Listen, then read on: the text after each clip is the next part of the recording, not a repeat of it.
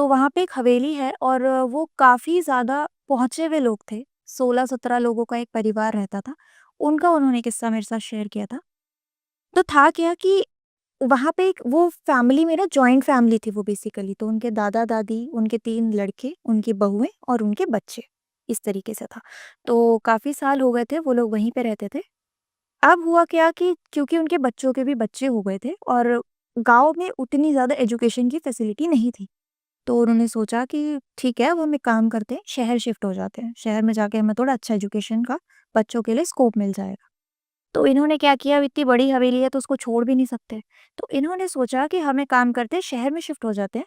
Side by side हवेली के लिए भी हम कुछ देख लेंगे कि हवेली की भी देख-रेख होती रहे या केयरटेकर रख लेंगे। तो ये लोग क्या करते हैं, मुंबई शिफ्ट हो जाते हैं। अब मुंबई तो शिफ्ट हो जाते हैं, अब इनके दिमाग में यही था कि हवेली का क्या करना है। तब जो दादा-दादी हैं वो बोलते हैं कि हवेली यूज़ में आती रहेगी तो हम एक काम करते हैं, हम जितने भी वहाँ के जो ज़मींदार वगैरह जितने भी लोग हैं उनको बोलते हैं कि आपका कोई भी फंक्शन होगा, शादी-ब्याह कुछ भी ऐसा बड़ा फंक्शन होगा, तो आप हमारी हवेली ले सकते हो, मतलब आप हमारी हवेली में करते रहना। तो इसके हिसाब से उनकी हवेली भी यूज़ होती रहेगी, ये सब चीज़ें ऐसी रही। तो इन्होंने ऐसी खबर वहाँ पे पहुँचा दी। तो अब वहाँ पे क्या हुआ, स्टार्ट होनी शुरू हो गई, जितने भी लोगों की शादी-ब्याह इस तरीके की चीज़ें होती थी, वहाँ पे उन्होंने करनी शुरू कर दी। अब देखते हैं कि कुछ टाइम बीतता है, 4-5 महीने बीतते हैं, लोग आए दिन कोई ना कोई किसी की शादी हो रही है, कभी किसी के अलग-अलग सेलिब्रेशंस हो रहे हैं, बच्चों के सेलिब्रेशंस हो रहे हैं। अब उनके पास एक न्यूज़ पहुँचती है कि अभी जो रिसेंटली शादी हुई थी, वहाँ हवेली में जिसका फंक्शन था, जो मेन ऑर्गेनाइज़र था, सिलेंडर फटा था और वो जो मेन ऑर्गेनाइज़र था, वो ऑन द स्पॉट मर गया था। इनको ये न्यूज़ पता चली। तो इन्होंने क्या किया, वही उसको जो सहानुभूति वगैरह थोड़ा बहुत अपनी तरफ से कंपनसेशन भी दे दिया था कि हमारी प्रॉपर्टी में ऐसा हुआ है, तो ऐसा-ऐसा करा। अब क्या हुआ, इन्होंने वो चीज़ जारी होती गई, ठीक है? तो अब क्या हुआ, जैसे ही कुछ टाइम बीता, 1-2 महीने और बीते, अब वहाँ पे उन्होंने नोटिस किया कि जो भी मेन लोग होते थे, जिनका भी जो मेन ऑर्गेनाइज़ करवाते थे, उनके साथ हादसे होते थे, बाकी के लोगों को कुछ नहीं होता था।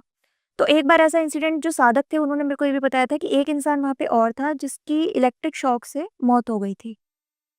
ये सिलेंडर वाले केस के बाद हुआ। बाद में हुआ था और हो सिर्फ़ उन्हीं के साथ रहा था जो कि मेन ओनर्स थे, जो कि वहाँ पे ऑर्गेनाइज़ करवाते थे। और कुछ टाइम ऐसा भी होता था कि जैसे किसी के साथ जैसे डेथ नहीं हुई तो किसी का एक्सीडेंट हो गया। वहाँ से फंक्शन खत्म करते वक़्त जैसे वो वापस लौट रहे थे तब एक्सीडेंट हो गया। तो ये चीज़ें जो हो रही थी ये सिर्फ़ मेन लोगों के साथ हो रही थी। अब इन्हें पता चलती है और इन्हें कहीं न कहीं ये चीज़ अजीब भी लगती है कि बाकी लोगों को कुछ नहीं होता और सिर्फ़ इन्हें होता है। तो साधक ने भी जब ये बात सुनी थी, इनको भी थोड़ा अजीब-सा लगा था। तो अब क्या हुआ था कि जो चीज़ें इधर हो रही थी, कुछ न कुछ इसके जो इम्पैक्ट्स थे वो इनकी फैमिली पे भी पड़ने लग गए मुंबई थे, में। मुंबई में। हुआ क्या कि जो इनका जो बड़ा बेटा था और उसकी जो बेटी थी, वो 6-7 साल की रही होगी लगभग। इसकी बेटी की ना धीरे-धीरे तबीयत खराब होती चली गई। तब इसकी बेटी, जो साधक बताए थे ना, उन्होंने मेरे को बाकायदा फ़ोटो दिखाए थे। तो वो लड़की के ना हाथ-पैरों पे ना वो इतना ज़ोर से काटती थी, उसके बाकायदा मेरे को उन्होंने फ़ोटो शेयर करे थे। अपने आप को बहुत ज़ोर-ज़ोर से उसने काटना शुरू कर दिया, उसकी पूरी बॉडी पे उसके काटने के निशान थे। अच्छा, वो खुद ही काटती खुद ही काटती थी और बहुत एग्रेसिव तरीके से काटती थी अपने आप को। तो शुरू में तो किसी को समझ नहीं आता था, शुरू में ये डॉक्टर्स को दिखाते थे, क्योंकि वो शहर के डॉक्टर्स थे, तो डॉक्टर्स ये कहते थे कि हो सकता है बच्चे को आप ज़्यादा स्क्रीन दे रहे हो या बच्चे को आप ज़्यादा शुगर दे रहे हो। ये चीज़ें हो सकती है जो बच्चे को अंदर से स्पाइक करती हैं और बच्चा ओवर ये सब चीज़ें कर रहा है। ऐसे-ऐसे करा, 2-3 महीने बच्ची को उन्होंने अपने ट्रीटमेंट्स पे रखा, दवाई देना, थोड़ा ज़्यादा सुलाना, बट कोई फ़र्क नहीं पड़ा था। एक चीज़ और बताई थी साधक ने ये कि जैसे ही वो बच्ची रात को उठती थी ना, तो वो अपने बालों को नोचती थी और मैं आपको फ़ोटो शेयर करूँगी। वो फ़ोटो में ऐसा है कि उस बच्ची के सर पे किसी-किसी जगह पे बाल नहीं है। वो अपने बालों को नोचती थी, पूरा जड़ से खींच लेती थी। इतना तेज। हाँ, इतना तेज़। तो मैं आपको इसकी फ़ोटो शेयर कर दूँगी बाद में। तो उसके सर पे ना बहुत सारी जगह पे बाल नहीं थे, वो अपने आप को खींचती थी।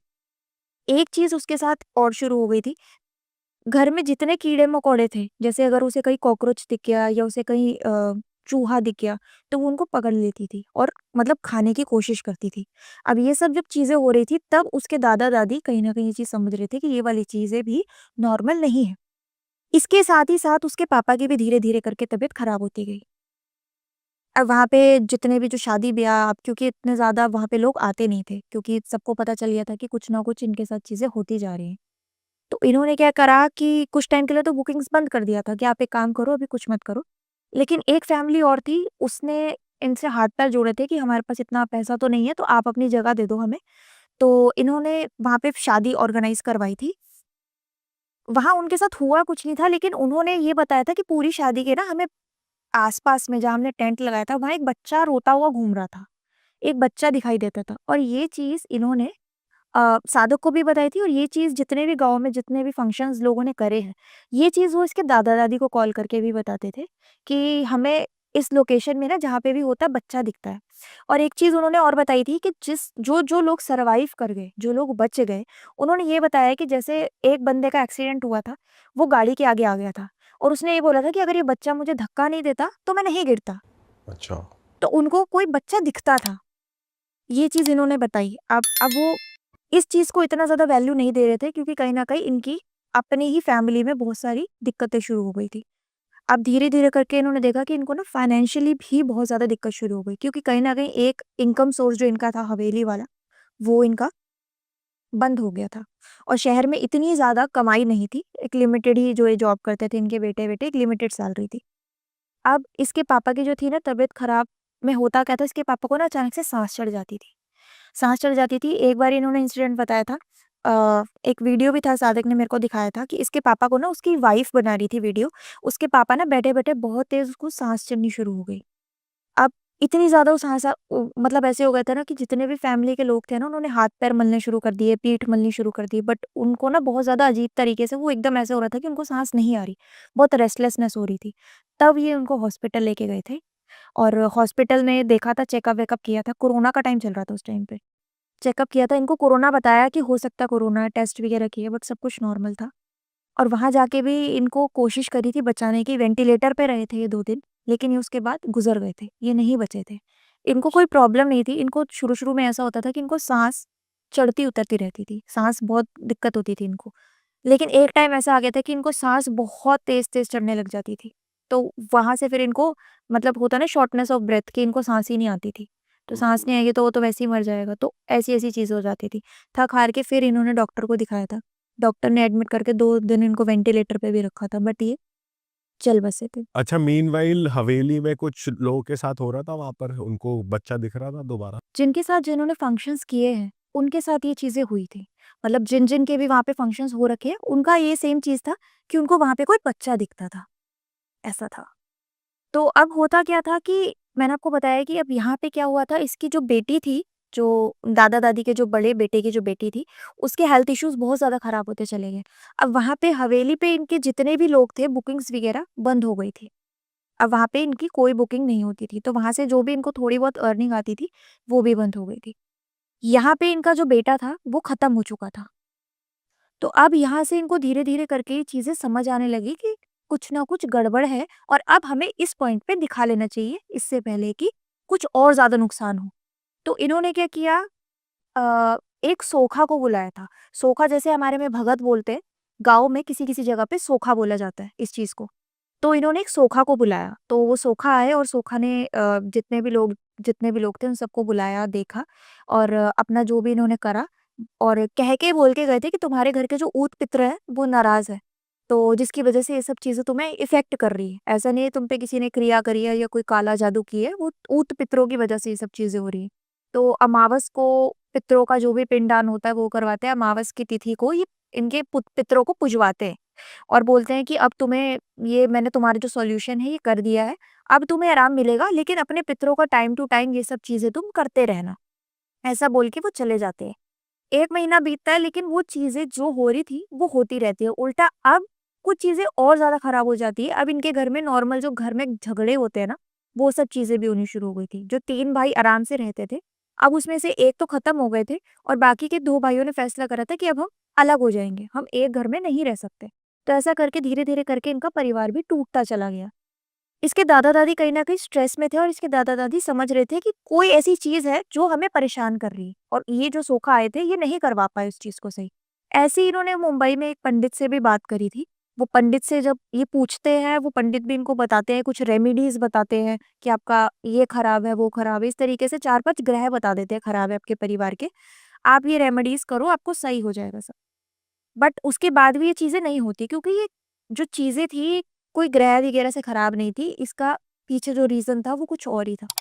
उसके बाद में इन्हें किसी ने बताया था, जिन सोखा की मैं बात कर रही हूँ, जो भगत है, जो मेरे नोन में है, उसके बारे में उनके बारे में इनको बताया था किसी ने कि आप एक बार इनसे बात करो। अब अच्छा। इनकी दिक्कत ये थी कि ये जाते नहीं थे, किसी जगह पे ट्रैवल नहीं करते थे। बहुत रेयर अगर कोई केस ऐसा है जाने वाला लग रहा है तो ये जाते थे, नहीं तो इनकी जगह पे इनके शिष्य जाते थे।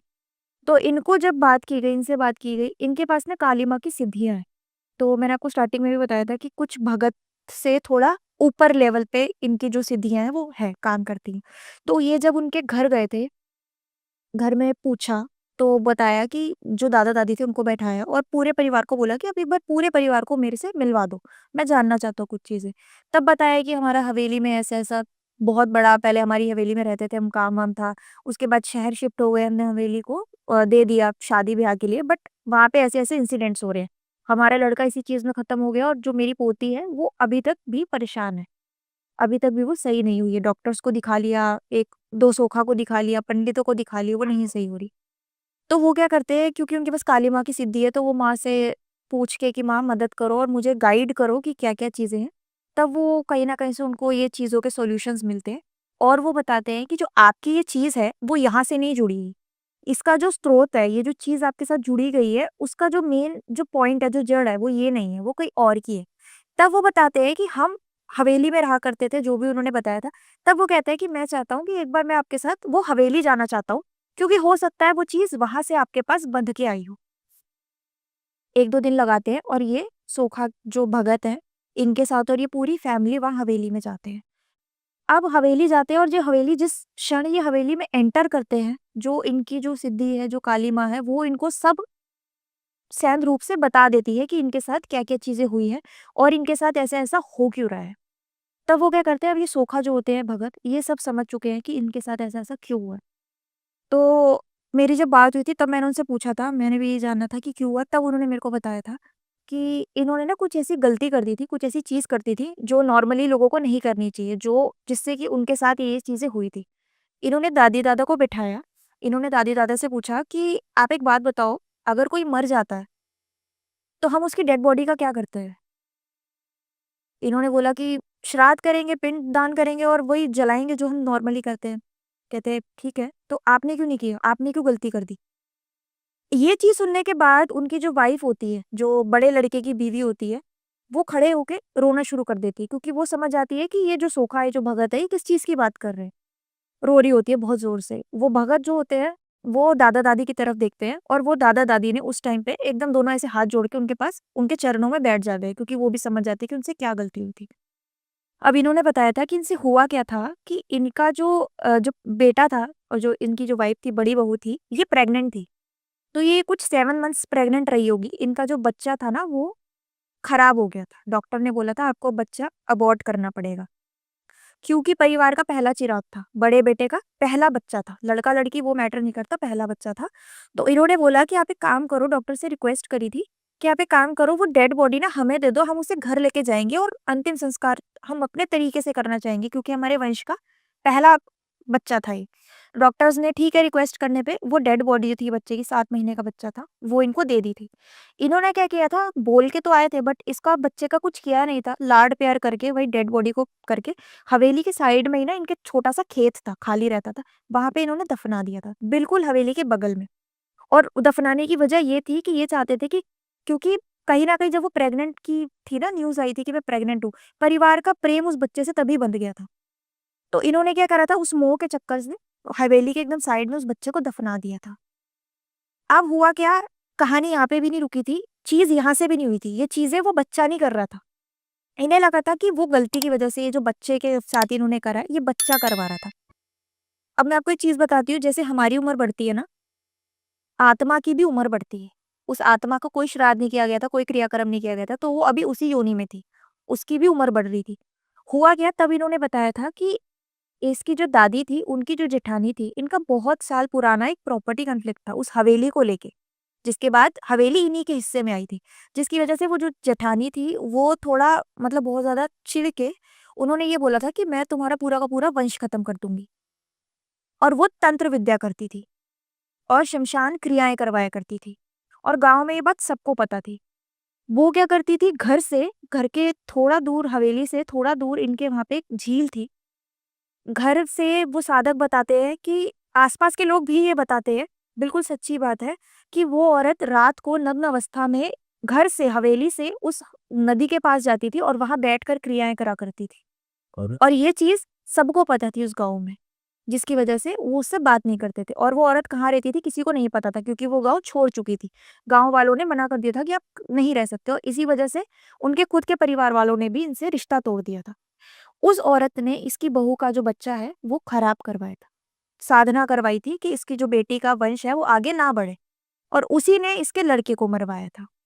और उसने क्या करवाया था, रात में जब इसको खबर पता चली कि इन्होंने बच्चा गाड़ दिया है, कुछ दिन के बाद इसने वो डेड बॉडी को निकाली थी और कुछ क्रियाएँ करवाई थी, काली क्रियाएँ करवाई थी, जिसकी मदद से वो बच्चे की आत्मा के साथ इसने 2 प्रेत की आत्मा जोड़ दी थी। तो करता ये बच्चा था, लेकिन वो 2 प्रेत करवा रहे थे इससे, अच्छा, ऐसा था। तो वो जो लोग बताते थे कि बच्चा दिखता है, तो वो इस बच्चे की आत्मा थी। बाद में तो जो सोखा थे उन्होंने उस बच्चे को शांति वगैरह सब चीज़ दिलवाई थी, उसका पिंडदान करवाया था बाकायदा, कि बच्चे को मुक्ति मिल जाए। प्रेत वगैरह को तो वो बाद में देख लेंगे। तो बच्चे की सबसे पहले मुक्ति के लिए पूजा-वूजा करी गई। पूरा हवेली को चारों तरफ से कीला गया। कीला गया इन अ सेंस कि कोई भी ऐसी भूत प्रेत, कोई भी ऐसी बाधा है तो इनको इफ़ेक्ट ना करे। और यही वजह थी कि कहीं न कहीं वो चीज़ इनके साथ हार्म कर रही थी, इनका फाइनेंशियली बहुत लॉस होना, इनका परिवार अलग हो जाना, ये सब चीज़ें ऐसी-ऐसी हुई। ये सब चीज़ें इनके साथ होनी शुरू हो गई। और हवेली के अंदर कुछ दबा रखा था उन्होंने, ऐसा कुछ हवेली के मिला अंदर उनको? कुछ नहीं कुछ था, भी नहीं। हवेली के साइड में इन्होंने जो डेड बॉडी दबा रखी थी ना बच्चे की मुँह में आके, वो डेड बॉडी का उसने यूज़ कर लिया था। आपने कभी सुना होगा कि जैसे हमारी फैमिलीज़ में भी आपने सुना होगा कि जब कोई डेड बॉडी होती है और मर जाती है और जब हम उनको जला के आते हैं, तो कोशिश करते हैं, आजकल तो श्मशान वाले भी ऐसा करते हैं कि पूरी डेड बॉडी को दिखा देते हैं कि पूरी जल गई थी। और कपाल क्रिया भी की जाती है कि सर पे एक लाठी मारी जाती है ना? और बाकायदा जब फूल चुगने जाते हैं ना, फूल चुगने का मतलब जब हड्डियों अस्थियाँ लेने जाते हैं, तो एक आत्माराम होता है, हमारे अंदर होता है बॉडी के। वो आत्माराम भी बाकायदा दिखाया जाता है कि ये आत्माराम है, क्योंकि क्रिया के लिए या तो आपके पास बॉडी होनी चाहिए, या आपके पास आत्मा होना चाहिए, और या फिर आपके पास वो मुंड होना चाहिए, जो सर होना चाहिए। और 7 महीने का बच्चा था, और 7 महीने का बच्चा पूरा बन चुका था, जिसके उसके हेड को यूज़ करके उसने ये सारी तंत्र क्रियाएँ की थी। तो एक तरीके से वो शमशान क्रिया, तंत्र क्रिया, ये सारी चीज़ों में बहुत सालों से थी।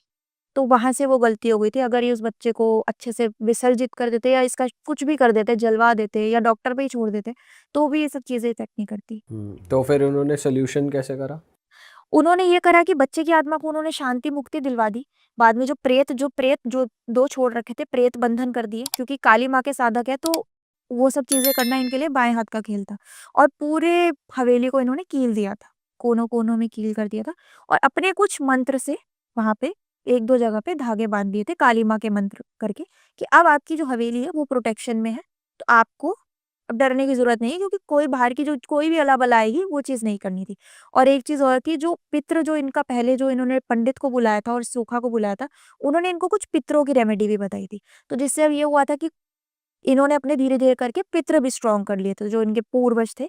तो अब इनसे ये केस कि अगर फ्यूचर में इनके पास कुछ चीज़ आती, तो इनके पितृ इनके लिए आगे खड़े रहेंगे।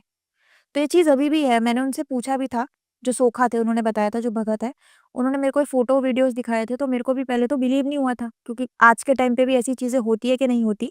बट उन्होंने मेरे को दिखाया था कि लड़की के पूरे हाथ पे ना बड़े-बड़े दाँतों के निशान थे, बाल नुचे हुए थे, और सबसे शॉकिंग ये था कि वो कीड़े-मकोड़े पकड़ के खाना शुरू कर देना, मतलब कहीं न कहीं उसके सेंसेस पूरे-पूरे खराब होते चले गए थे लड़की के।